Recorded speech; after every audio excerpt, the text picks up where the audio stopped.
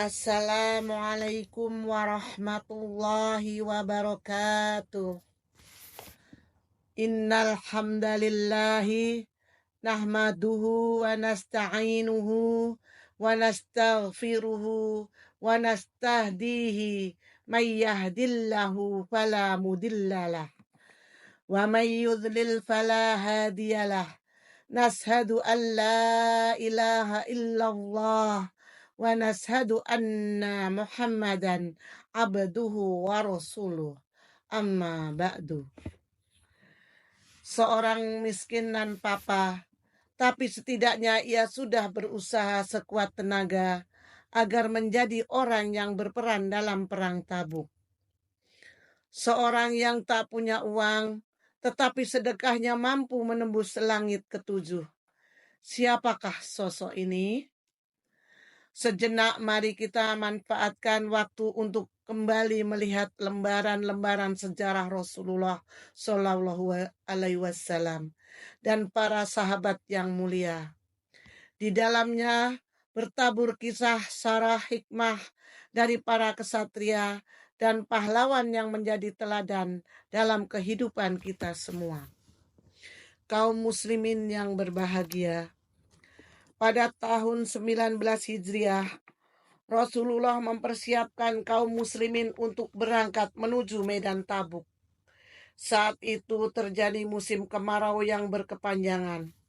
Matahari musim panas sangat menyengat. Orang-orang merasa enggan bepergian terlebih lagi menuju ke Tabuk yang jaraknya 778 km dari kota Madinah. Kendati demikian, Rasulullah Shallallahu Alaihi Wasallam tetap memerintahkan para sahabat untuk berangkat menuju medan Tabuk. Misinya adalah menghadang kekuatan adidaya Romawi yang telah merencanakan penyerangan terhadap Madinah. Perang Tabuk dinamakan juga Perang Usrah, yang secara bahasa berarti kesulitan. Dinamakan demikian karena besarnya kesulitan yang dihadapi kaum muslimin pada saat itu. Cuaca yang panas, jarak tempuh yang jauh, persediaan air yang minim, dan perjalanan yang sulit karena sedikitnya bekal dan juga kendaraan yang membawa ke sana. Bapak, Ibu, Saudara sekalian yang dirahmati Allah, karena situasi perekonomian Madinah sedang mengalami kesulitan, Rasulullah Shallallahu Alaihi Wasallam memobilisasi para sahabat untuk infak, mengingat pula jarak tempuh yang jauh dan kekuatan musuh yang sangat besar, sehingga memerlukan persiapan dan biaya yang lebih besar. Beliau menjanjikan kepada orang-orang yang berinfak dengan pahala dan surga dari Allah Subhanahu wa Ta'ala. Setiap sahabat berbondong-bondong bersedekah sesuai dengan kadar kemampuannya. Orang yang pertama kali datang dengan membawa hartanya adalah Abu Bakar radhiyallahu anhu. Ia datang dengan membawa seluruh hartanya, yakni 4.000 dirham. Lantas Rasulullah Shallallahu Alaihi Wasallam bertanya kepada Abu Bakar, "Apakah engkau menyisakan harta untuk keluargamu, wahai Abu Bakar?" Abu Bakar menjawab, "Aku menyisakan Allah dan Rasul-Nya untuk mereka." Umar bin Khattab datang berikutnya dengan menenteng separuh hartanya. Utsman bin Affan radhiyallahu an pun membelanjakan hartanya yang sangat banyak. Ada yang mengatakan bahwa Utsman menginfakkan 1.000 dinar, ditambah dengan 300 ekor unta lengkap dengan muatan, dan 50 ekor kuda juga. Saking banyaknya, sampai Rasulullah Shallallahu Alaihi Wasallam bersabda, "Apa yang dilakukan Utsman setelah hari ini tidak akan membahayakannya." Abdurrahman bin Auf radhiyallahu an datang juga dengan membawa 200 uqyah. Al-Abbas juga membawa harta yang banyak. Ashim bin Adi juga datang dengan menggotong 90 wasak kurma. Orang-orang berbondong-bondong membawa harta sedekah mereka. Kaum wanita tak mau ketinggalan. Mereka juga melepas perhiasan dan menyerahkannya kepada Rasulullah Shallallahu Alaihi Wasallam. Bapak, Ibu, saudara sekalian yang dirahmati Allah, di tengah-tengah kesibukan kaum muslimin itu ada pemandangan yang berbeda di sudut Madinah. Air mata Ulbah bin Jaid radhiyallahu an menetes deras tak terbendung. Hati yang menggebu untuk menyambut surga dengan berjihad seolah pupus ditelan oleh kefakiran yang tengah ia hadapi.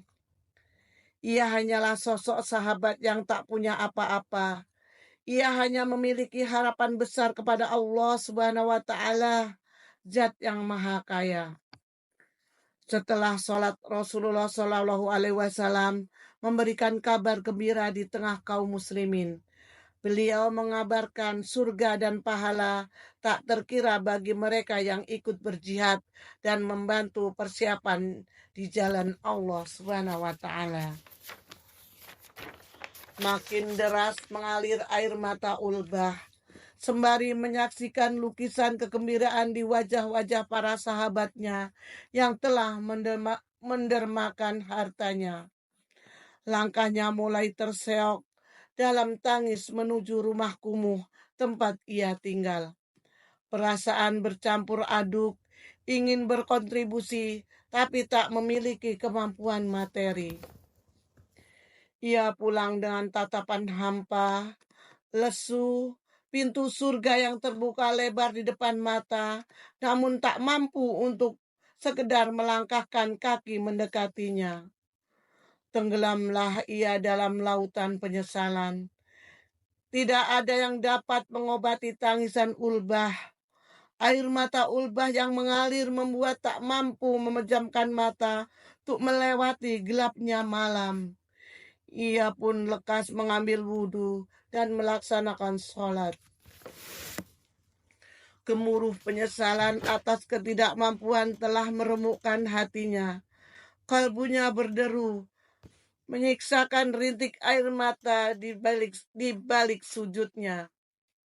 Selepas sholat, ia tumpahkan segalanya di hadapan Allah yang Maha Kuasa. Kala tangannya menengadah kepada Allah, Rabb pemilik semesta. Ulbah yang merasa kerdil berdoa, Ya Allah, sesungguhnya Engkau telah memerintahkan untuk berjihad dan aku sangat menginginkannya. Namun Engkau tidak memberikan kepadaku apa yang dapat aku gunakan untuk menguatkan Rasul-Mu. Maka saksikanlah sesungguhnya aku telah bersedekah kepada setiap muslim dari semua perbuatan zalim mereka terhadapku, baik dari jasadku atau kehormatanku. Alangkah bening dan jernihnya doa tersebut keluar dari hati seorang yang tidak memiliki apapun di dunia ini, kecuali hanya kehormatan. Alangkah teduhnya ucapan di malam yang sunyi itu. Berulang-ulang ia panjatkan doanya, menyerahkan segala kehormatannya kepada Allah semata, sehingga fajar tiba. Apa yang terjadi setelah itu? Bapak, Ibu, Saudara sekalian yang dirahmati Allah, berkumandanglah azan subuh. Rasulullah Shallallahu Alaihi Wasallam pun memimpin sholat subuh bersama para sahabat. Hadir pula di situ Ulbah bin Jaid radhiyallahu an. Telah ia lupakan air mata yang bercucuran di tikar lusuhnya tadi malam. Ia lupakan karena telah dibasuh oleh air wudhu yang baru. Seusai sholat, para sahabat berkumpul seperti biasa. Setiap mata tertuju kepada sosok mulia Muhammad Sallallahu Alaihi Wasallam, menantikan apa yang akan dikatakan beliau. Tak lama tiba-tiba Rasulullah Sallallahu Alaihi Wasallam bertanya kepada para sahabat, Siapa yang tadi malam bersedekah dengan mengikhlaskan kejoliman yang menimpa kehormatannya? Hening, hampir tidak ada yang berdiri.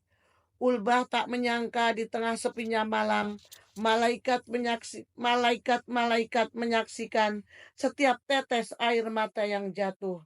Ia tak pernah menyangka bisikan lembut doanya akan sampai kepada sosok mulia Rasulullah Muhammad Sallallahu Alaihi Wasallam melalui malaikat Jibril.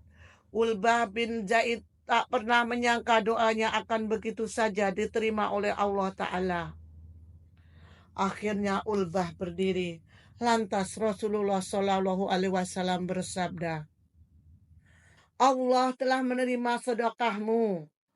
Mendengar sabda Rasulullah Sallallahu Alaihi Wasallam itu tentu saja membuat Ulbah bin Zaid merasa sangat gembira. Kendati dirinya tidak memiliki apapun, Ulbah bin Zaid masih bisa menyumbangkan sedekah doa yang ternyata langsung diterima sang penguasa langit dan bumi, sang pemilik jagat raya. Subhanallah.